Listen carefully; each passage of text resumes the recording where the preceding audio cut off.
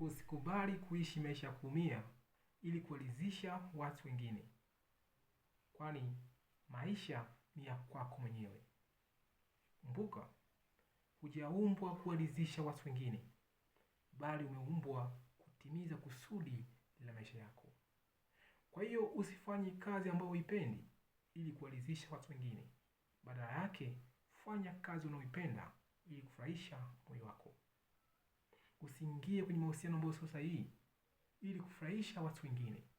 Badala yake, ingia kwenye mahusiano ambayo ni sahihi ili kufurahisha moyo wako. Tambua kuwa hatima ya maisha yako iko mikononi mwako. Kwa hiyo usifanye kitu kuwaridhisha watu wengine wakati ndani ya moyo wako unaumia. Badala yake, fanya kitu kufurahisha moyo wako kuliko kufurahisha watu wengine. Tambua kuwa hujaumbwa kuwaridhisha watu wengine.